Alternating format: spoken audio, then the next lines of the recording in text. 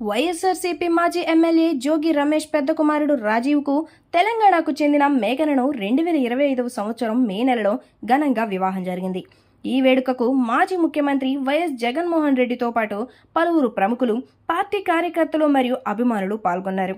ఇంతలోనే జోగి ఇంట్లోకి పెద్ద కోడలిగా వెళ్లిన మేఘన ఎన్నో అవమానాలు, బాధలు పడినట్లు సమాచారం. వివరాల్లోకి వెళితే, వివాహం జరిగిన దగ్గర నుంచి వరకట్నం కోసం మేఘనను భర్తతో పాటు అత్త మరియు మామ మరియు కుటుంబ సభ్యులు మానసికంగా, శారీరకంగా బాగా వేధిస్తున్నారని ఎన్టీఆర్ జిల్లా ఇబ్రహీంపట్నం పోలీస్ స్టేషన్లో మేఘన ఫిర్యాదు చేశారు. ఫిర్యాదులో ఉన్న ఆరోపణల ప్రకారం వివాహం జరిగిన కొద్ది రోజులకే అదనపు కట్నం కోసం ఒత్తిడి తీసుకొచ్చారని, భర్తతో పాటు మరో 11 మంది కుటుంబ సభ్యులపై ఆరోపణలు చేస్తూ తన ప్రాణాలకు ప్రాణహాని ఉన్నట్లు ఫిర్యాదులో పేర్కొన్నారు.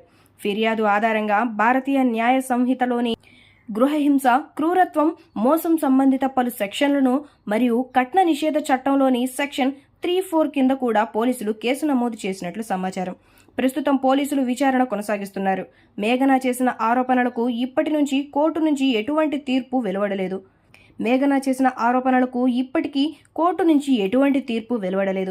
కాబట్టి ఫిర్యాదులోని ఆరోపణలు నిజమా కాదా అనేది దర్యాప్తు మరియు కోర్టు విచారణ తర్వాత తేలుతుంది.